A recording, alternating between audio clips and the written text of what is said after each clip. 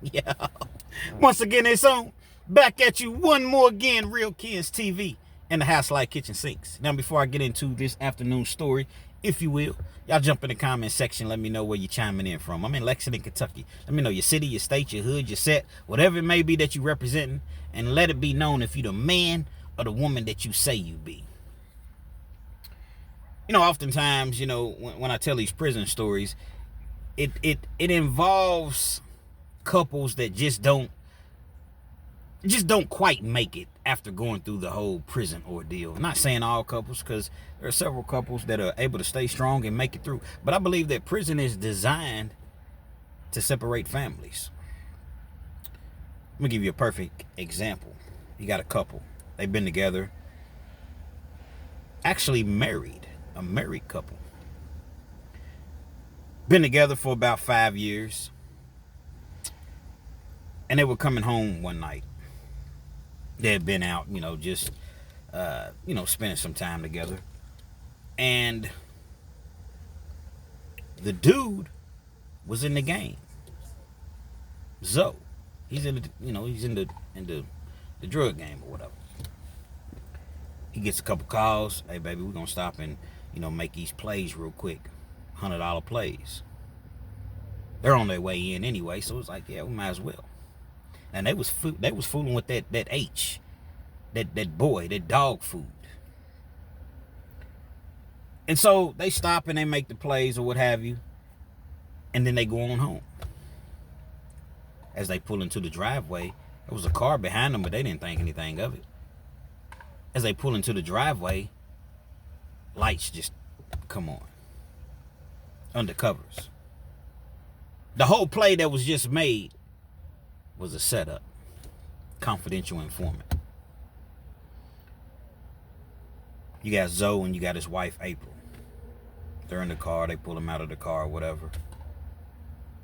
Being that they found they didn't find anything else on Zoe, but being that he had just made a play, a sale, then they gave them probable cause to go into the house, search the house.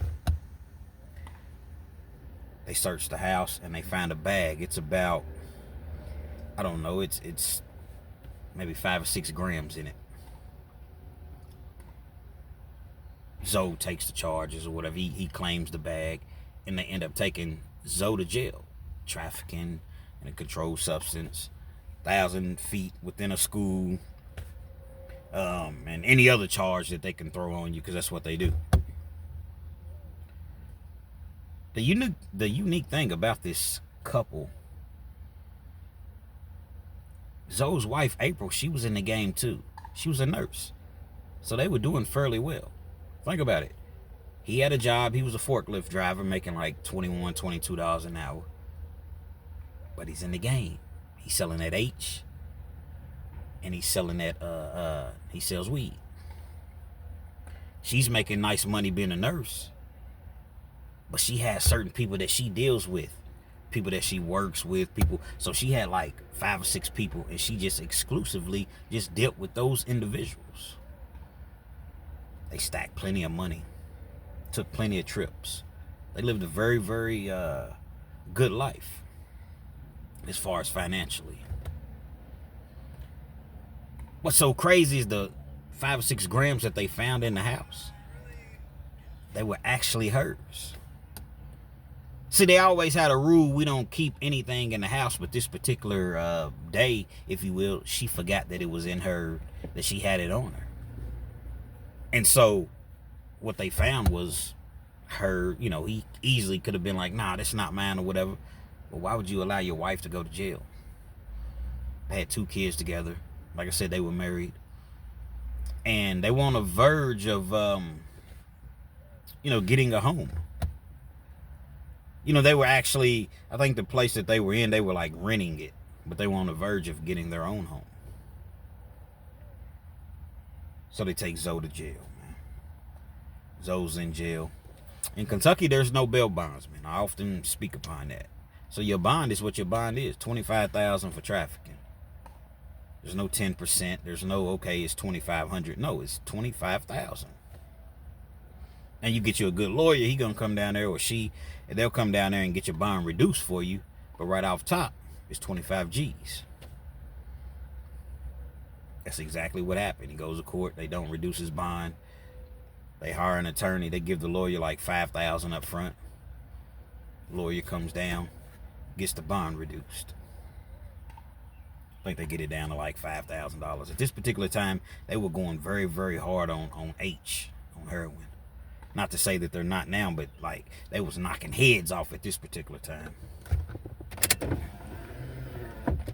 So he does a few days in jail, gets out. This is the first time he's ever been away from his wife. He has absolutely no criminal record. Never been to jail, never been to, always had a job or whatever. Zero criminal record. He's fighting the case. It takes him about 10 months. And once he realizes that there's no way out. You know, the controlled buy was solid. The arrest was solid. There was no loopholes. Sometimes you're able to get out of a case and have a case thrown out, you know, at your suppression hearing, which is an evidentiary hearing, and basically determines if the police had probable cause to even, you know, pull you over or to search you. Illegal search and seizure. That's typically what people get out of their cases, with illegal search and seizures. But the case was solid. The attorney got the plea deal all the way down to 5 years. First time offender, as I mentioned. The problem is, in Kentucky, and I'm not sure if the law, I'm pretty sure that it's still the same. If you were convicted of a heroin case, there's no probation. And you're going to do 50% of your time. Minimum. 50% of your time. All other cases, as long as it's not violent, you do 20% of your time, then you go up for parole. Not on them H cases. They was trying to knock heads off. And the prosecutor at the time, one of the lead prosecutors in the state, Ray Larson, which he's no longer with us, he was pushing for 100%, no parole whatsoever. That bill, you know, it didn't pass. And so 50% is what it was. Plead guilty or you're convicted, whatever the case may be. If it's involving that H, that dog food, you're going to do 50% of your time. He had already done like the 9 or 10 months at home, you know, on the bracelet or whatever. So he really only was looking at about a year and a half. A year and a half, that's a long time. I don't care. You know, oftentimes people that's done a lot of times, I've done over 11 calendars. There's nothing cute about that. There's nothing, you don't get no stripes. You don't get, no. There's nothing cool about doing time, period. But oftentimes you'll hear people that have done time, oh man, I can do that standing on my head. And that's 18 months of your life, man. It's a long time, man. Yeah, in comparison to someone that's done 25 years, 20 years, may not seem like that long, but that's a long time. Especially to be away from your kids. You don't know which penitentiary they're going to send you to. You can't get probation. You're not eligible for it because it's an H case. So you're going to be gone for 18 months. No ifs, whats, buts. Actually, a little bit longer than 18 months. They sent him away. Him and his wife, you know, they maintaining everything's cool. One thing about their situation is that, you know, they had some money stacked up or whatever. They didn't have an astronomical amount of money stacked up, but they had some money. She was doing her thing. She was still able to be a nurse or whatever, but now she's having to take care of everything on her own. To where when Zoe was out, he took care of a lot of these things. She was able to just keep her money and do what she needed to do or whatever. So she's sending him money every week to make sure that he can call home, talk to her, talk to his kids, making sure that he can get his commissary. You definitely don't want to be in prison. You don't want to be in prison, period. But if you're in prison, you find yourself under those gruesome circumstances, to say the least, you definitely want to have some money coming in, because if you have to depend on that chow hall food, good luck. Good luck to you, man. You might not make it. So she's sending him like $100 a week. He's able to get his commissary, and like I said, get on the phone, but he needs a little bit more because those phone calls cost $2 a call, and that's if you local. So he would often spend maybe, I don't know, $50 a week just calling, and then the rest would go towards his commissary. Then, he needed his TV, needed his CD player, was MP3 players at the time, MP3 players. Got to have your 2 pair of shoes. Got to have your 3 gray sweatsuits. You got to have your white shirts and your gray shorts and, your cooler and your hot pot. These are the things that I'm not going to say you necessarily need in prison, but these are all the things that you're able to buy in prison. Then every time you upload a song on your or download a song on your MP3 player, it's $2. So you consistently, so everything is about money in prison. Believe it or not, it's about money. Yeah, you have a little state job. I think he worked in the kitchen, was making like $30 a month, $28 a month. But that ain't no money. It's enough to get you some hygienes and, maybe some coffee and pack of noodles or something, a case of noodles or something like that. But that ain't no money. Nevertheless, he's in there and the relationship, it's going pretty, it's always going to be problems in a relationship, when you're locked up. It's going to be problems when you're not locked up. So just imagine putting distance and separation, frustration between the two of you. Time goes on and he's growing frustrated. He would often take his frustrations out on her. I would hear him on the phone and he would just be cussing her out sometimes, man. I don't jump in other people's affairs and business, but when he came to me and he asked me and he explained what was going on, if he wanted my opinion, then I would give it to him, and I would tell him oftentimes, say, Zoe, bro, you gonna run her away, man. It's already hard enough on her. She's telling you without blatantly coming out telling you, she's telling you that this is difficult, all the bills, things happen, something happens to the car, just, life is life, and she's has the stress of doing all of these things. 2 kids. You're not really able, and you're putting the pressure on her to call your partners up and, tell them send me this money, because, you still had a couple partners that was in the game. I get it. But she didn't put the bag down. She couldn't risk it. He's gone now. She didn't put the bag down, so whatever she, the police took that or whatever, and she never went back to the plug. She could have went back to his partners and re-up, got more or whatever, and continue to deal with. But no, she had enough. She was not dealing with that whatsoever. Zoe would bring it up to him on visitation, and, he would never say it over the phone, but no, baby, I cannot do that. I can't put, what if I get caught? Then they're going to come and take our kids. No, I can't do that. Couple times she missed, didn't send the money or whatever, or he called and there was no money on the phone, so his frustration level is at an all-time high. I don't care how much money you have, people have to put money on the phone for you in order for you to be able to call.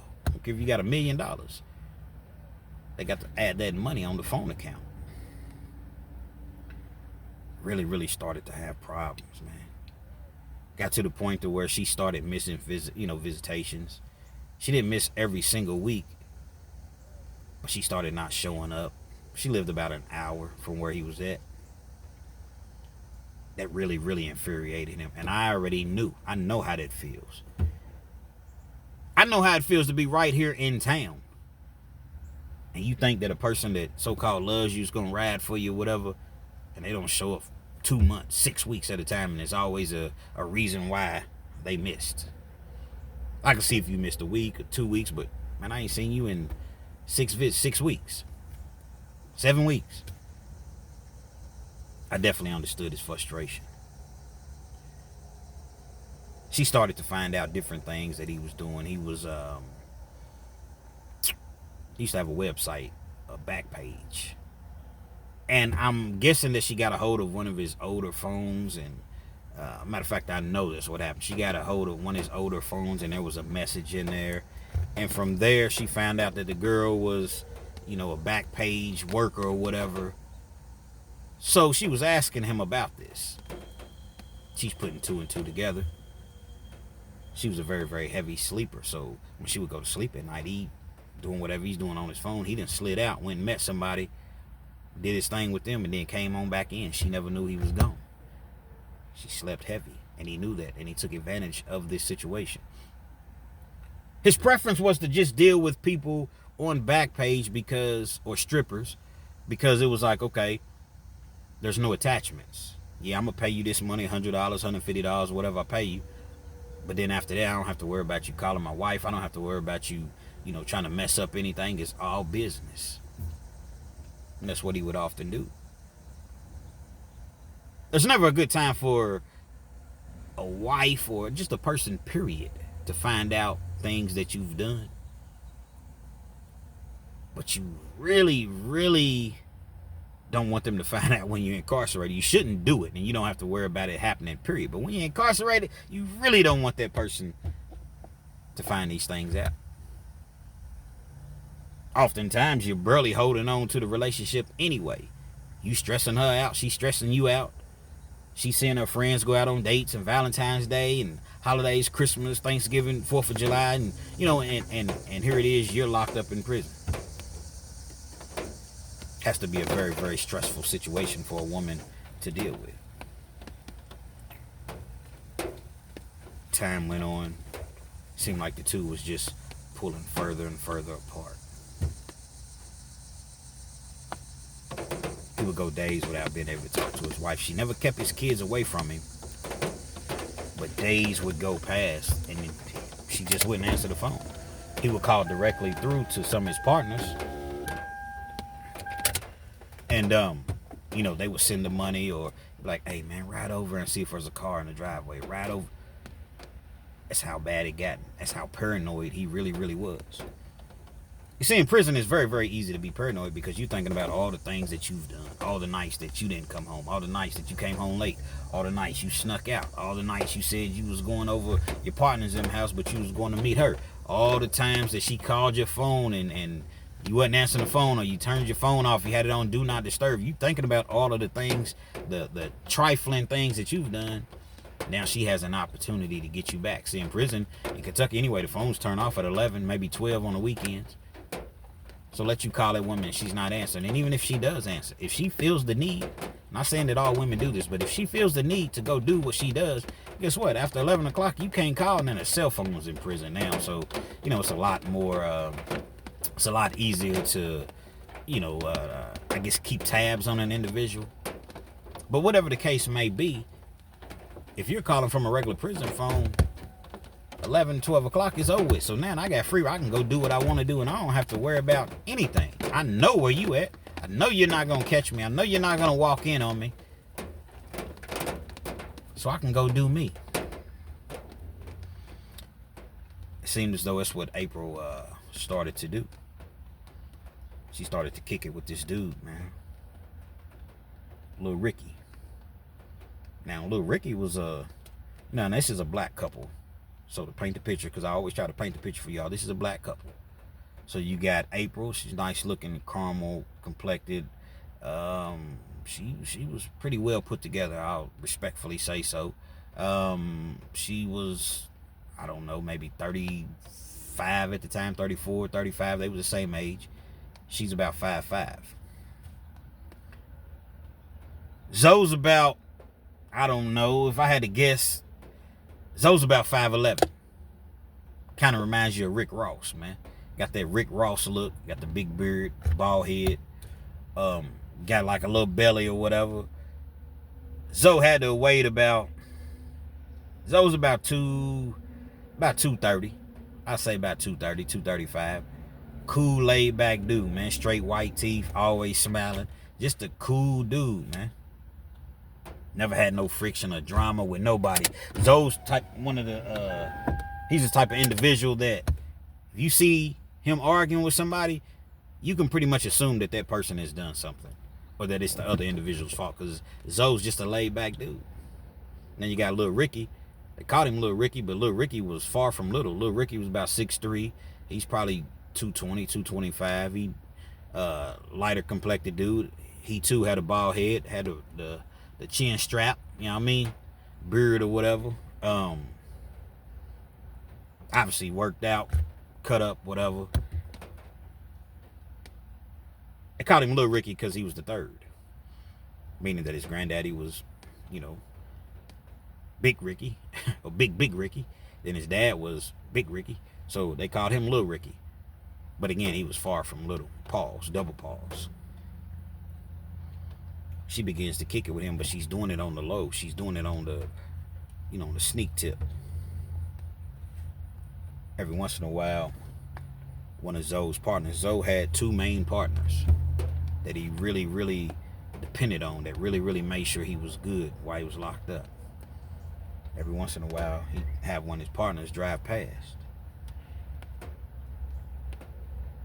He would see a car in the driveway, but he never really wanted to bring it to Zoe's attention.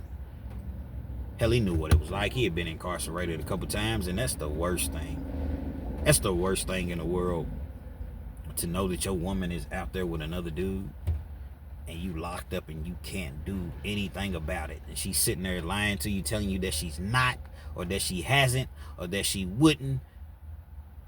But you know that she has. You know that she is. That's the worst thing in the world. So his partner, I'll let him know later if I decide to tell him at all. She's kicking it with Lil Ricky or whatever. It's on the low. Zoe knows something's going on, because now sometimes you can tell, oftentimes you can tell when a woman is messing with somebody else, or she just fed up.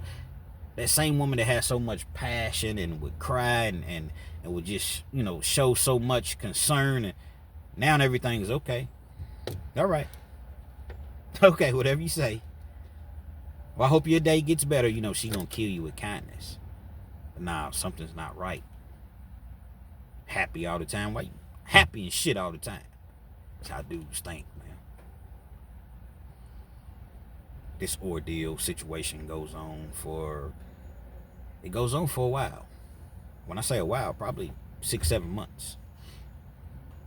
Zoe knows who Lil Ricky is. They're familiar with each other, but it's not like they ever kicked it or, anything like that. It's familiar. They end up getting back on good terms. Zoe's custody level drops. When his custody level drops, he's able to go outside of the compound and work. They worked at it's called the Kentucky Horse Park. And at the time, depending on like who your supervisor was, you get a cool supervisor. Yeah, your girl, man. Your girl can drop by. So you was seeing women drop by all the time, man. Duck off in the cut for about 20-30 minutes. Supervisor's cool. Might have to break him off a little change or whatever. He gonna let it ride, man. Give me $50, man. Tell your girl, hey baby, bring $50 down there. So he was meeting his girl. See, he only had at this point maybe, I don't know, he didn't have that many months until he was gonna get out, make parole. They met up a few times, 3 or 4 times. They did their thing. The relationship was, relationship was cool. The relationship was cool. But all the while, she was telling him, I haven't been messing with anybody. I don't have time to mess with anybody. See, when they say that, fellas, you know that I don't have time. All I do is work, come home, and take care of the kids. I'm not even thinking about anybody else. Yeah, okay. I'm some dumb, but guess what? I'm not plumb dumb. Here you go, Ken's being paranoid. I'm not paranoid. It's the truth, man. The truth hurts sometimes, man. The time comes, he ends up getting out. Makes parole. Everybody's happy. 2.5 years, or really 1.5 years. I say about 21, 22 months is what he actually served. Because as I mentioned, he got time credit for the, being on the ankle monitor. He comes home. Everything's beautiful. Kids is happy. He's happy. She's happy.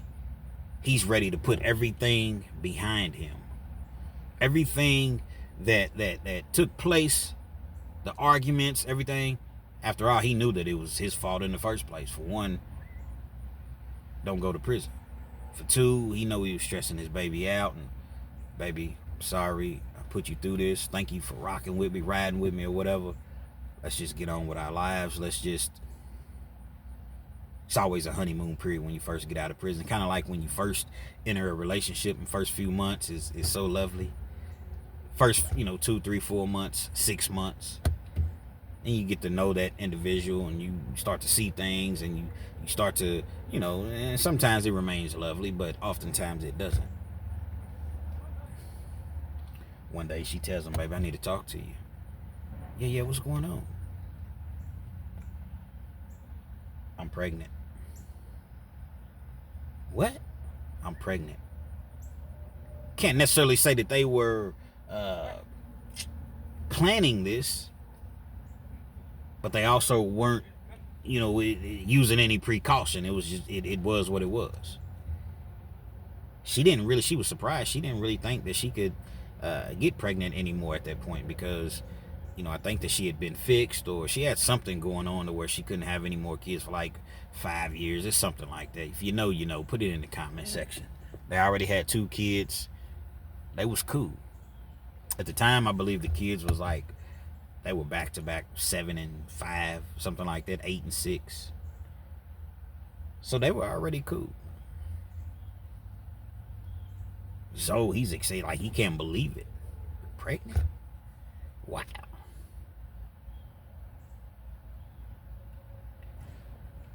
The thing about it, he never thought anything of it, because he knows, okay, obviously we've been getting it in. We haven't been using any protection. We're a married couple. We was already getting it in before I came home. He's not thinking anything about anything. Time goes past. She goes to the doctor. The doctor has a surprise for her. Twins on the way. They already have a boy and a girl. You got twins on the way. You're pregnant with twins. That was a shock. And we're going to have 4 kids in the house. I knew that it was going to be a third one, but 4? Everything's everything.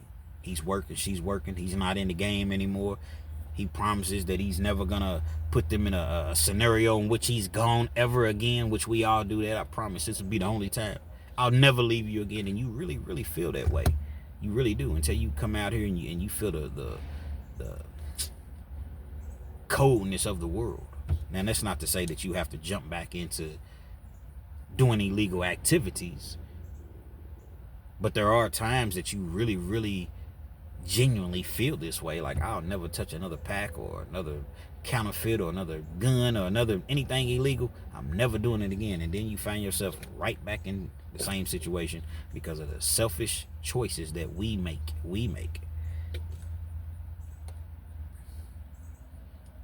So it's just working. He starts to fool with the weed a little bit, but that's it. That's the only thing he was touching was some weed.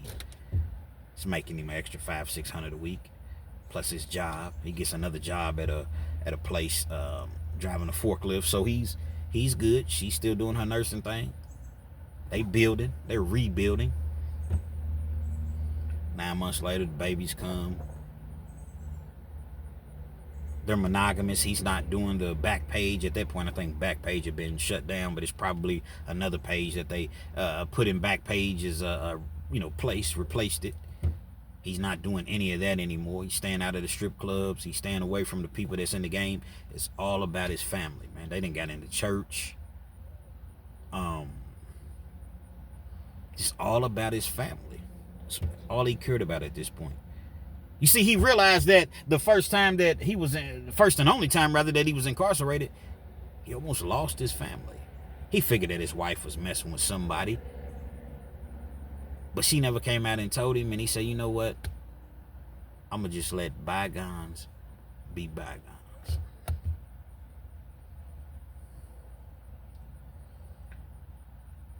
About a year passes, year and a half. He's no longer on any sort of parole or supervision or whatever, because I think he ended up having to do like another, 20 months, 21 months, something like that, in which he had to report to an officer or whatever. Now he's completely out of the system. Things are going well, and he gets a call one day. Gets a call from his sister. Bro, I need to talk to you.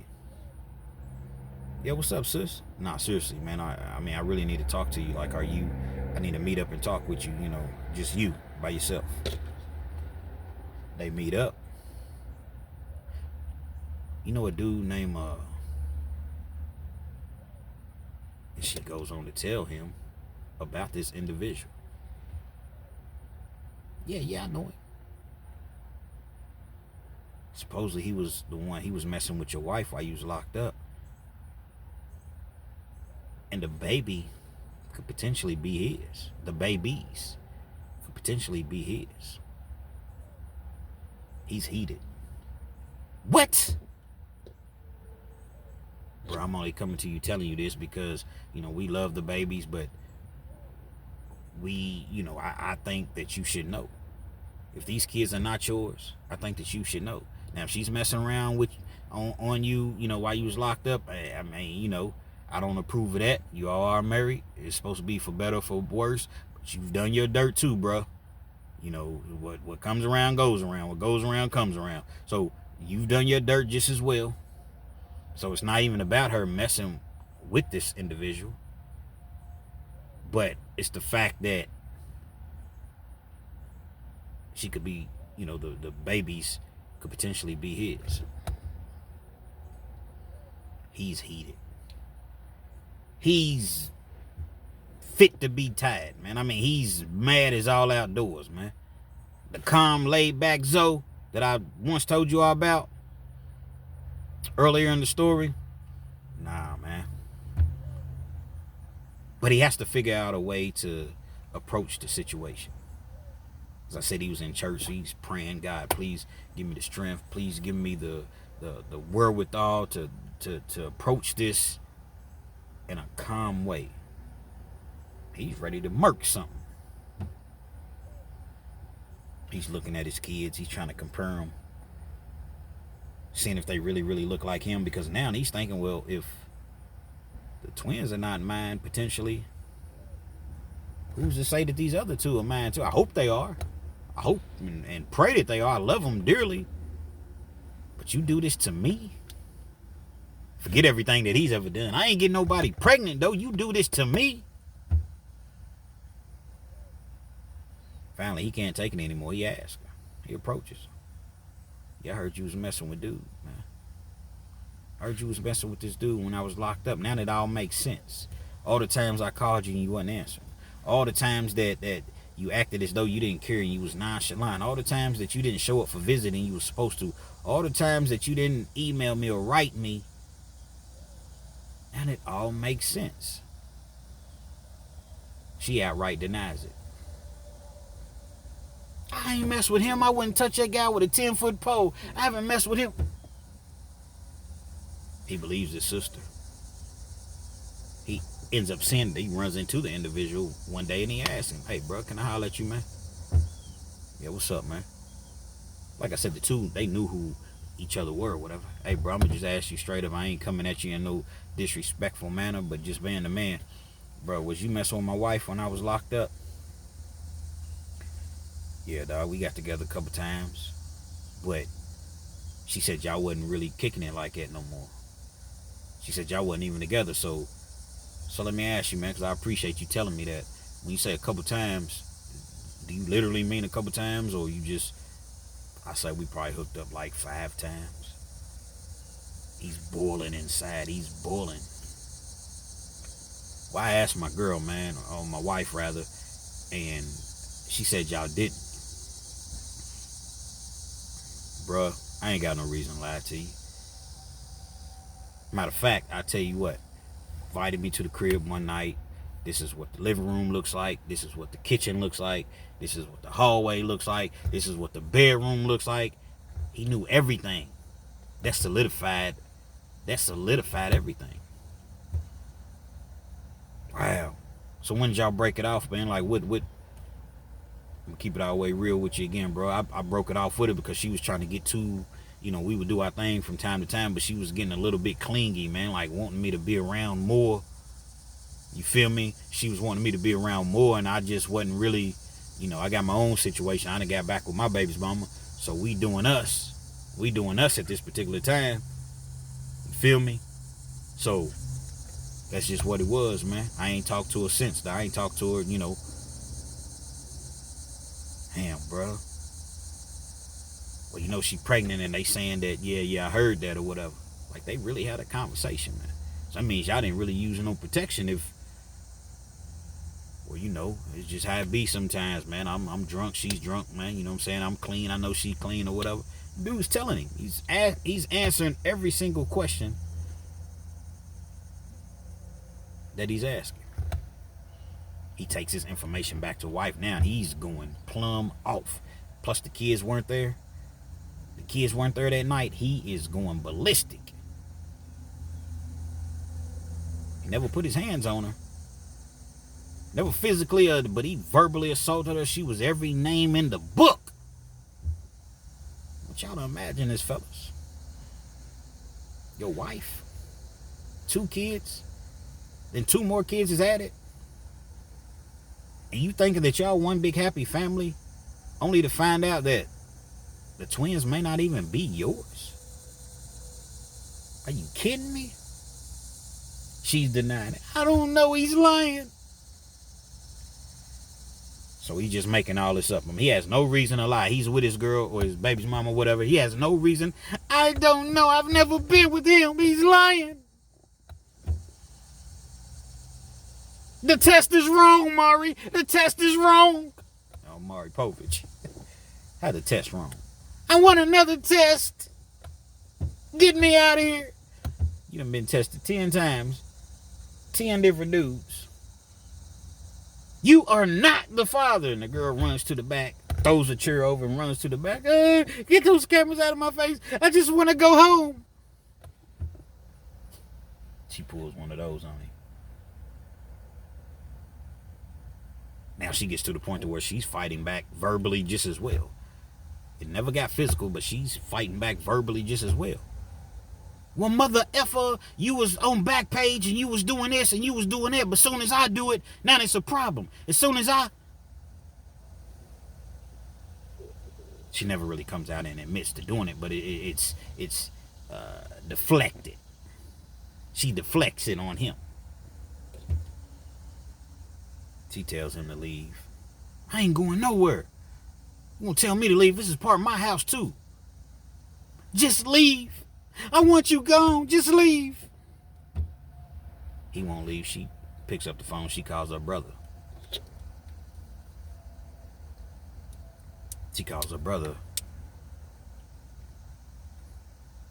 The brother, they was cool. They had a, cool relationship. But about his sister, now when I say they, meaning the brother and Zoe. But when it comes to, the sister, no. Mike comes through. Mike's in the streets too, man. Mike comes through. What's up, bro? He sees his sister visibly upset. He's telling Zoe, look, bro, you need to leave. Nah, man. This is my crib, dog. Part of my crib. What you mean, man? I'm the one that, if it wasn't for me, she'd been in prison because the work that they found, that was hers. I took the charges. He's going through that. Next thing you know, him and Mike kind of get into it or whatever. Police is not called. It's loud. They end up going outside. Like I said, they're in the house, so they go outside, like in the front yard or whatever. They're talking it out. Trying to work it out. It's like, they get to wrestling around. Zoe and Mike, they get to wrestling around. I guess at this particular time, Zoe was getting the best of Mike.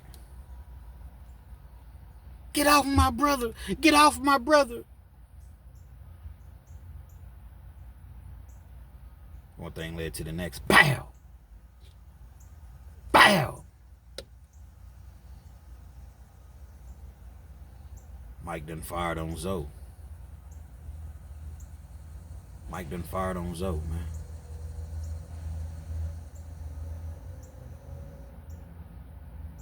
Police is called. Obviously, the neighbors, they done heard and seen the commotion. The police is called, ambulance. They rush Zoe to the hospital. Mike done left. Mike's a felon. He's in the streets. He ain't even supposed to have a gun. Ain't supposed to be around a gun. He done left the whole situation.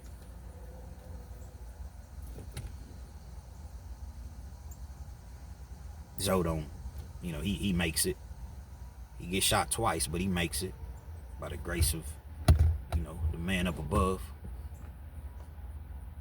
He doesn't mention Mike. Wife don't mention Mike. But there's cameras, there's ring doorbells, there's neighbors. Police find out who it is. Zoe don't come to court. He don't testify. Mike ends up copping out, taking a plea deal. Police find out who it is. He ends up taking a plea deal. It takes 10 years. Felon in possession of a handgun. He ends up walking out of this situation with 10 years. And an assault charge as well. Hit him with assault and felon in possession of a hand. But he had street money, so he had a very, very good lawyer. And on top of that, nobody was coming to court to testify. So he ended up getting 10 years, but it was a 10 years at 85%, so he had to do 8.5 years on that 10.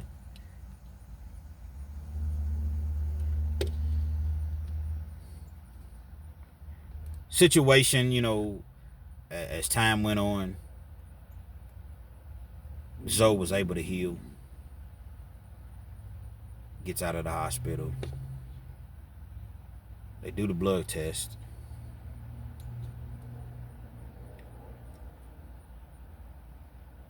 Wasn't Zoe's. Do the blood test on the twins.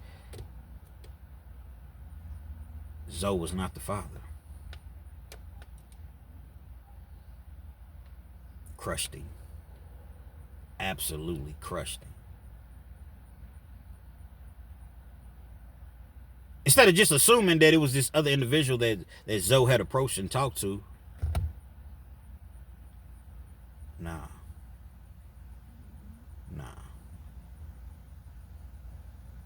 Look, Ronnie, I need you to do a blood test with him just as well.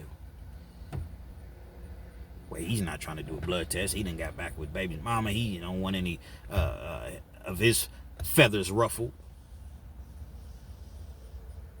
He ends up doing the blood test. It wasn't his baby. It wasn't his babies either.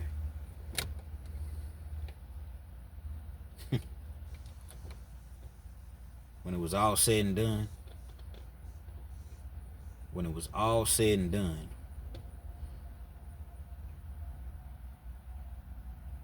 the best friend, one of the best friends that he had two of them that was looking out for him, sending him money, putting money on his phone, that would see the car in the driveway but never wanted to go back and tell his friend.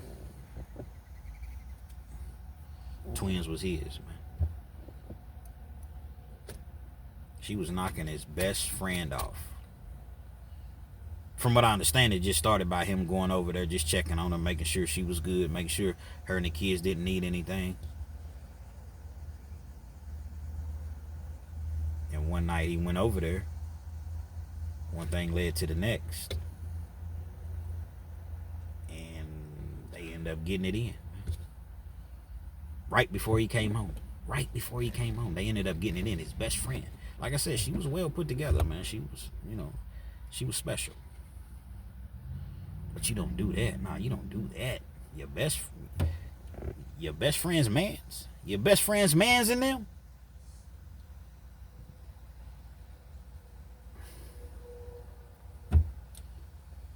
Amazingly, they're still together to this day. Seems as though they're stronger than ever, man. Like I said, they in church. Their spirit is great. Their faith is strong. He raises those kids like they are his own. And the best friend ended up catching a Fed case, coming back from, I want to say, Arizona somewhere. He got work in the car. Gets pulled over. And he catches a Fed case. And he ends up getting 27 years in the Feds, man. The Feds, you're going to do 85%.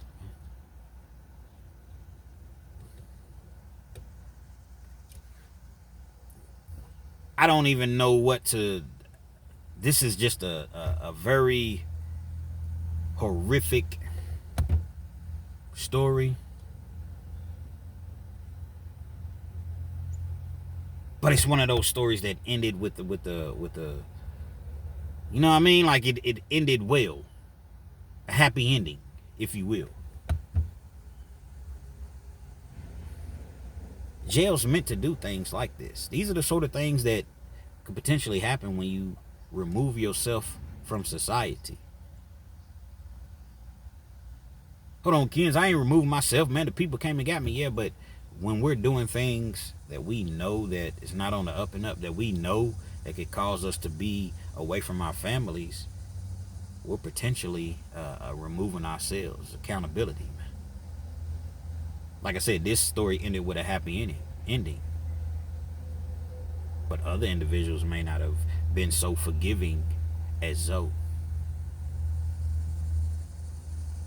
Zoe's lucky to even be here. She's lucky to be here. I'm glad that he didn't do anything to her, but he's lucky to be here. Or she's lucky to be here, rather. You know, April, the wife. Best friend, you know, he was doing what he was doing. It was only a matter of time before he got caught up in the streets. That was just what he did. He wasn't going to stop. He's going to rock out. Pause. He wasn't going to stop until the casket drops. He's going to get him some money. Lil Ronnie he was honest about the situation up front. Couldn't be mad at him. He can only be mad at himself. Yeah, wife made some very, very bad decisions, but I guess that was a get back in her. Okay, you doing this? I'm gonna get back at you at the best way that I know how. I'm gonna mess with your friend. And that's what she did. Be mindful. As I was mentioning, be careful. When you're out here running these streets and you think that, you know, your girl won't get back. Your girl won't get back at you. Sure, she wasn't attempting to get pregnant. But anytime you lay down with somebody, that's a possibility. Treat her well, man. Treat her well. But most importantly, outside of treating her well, or equally as important, rather, stay out them streets, man.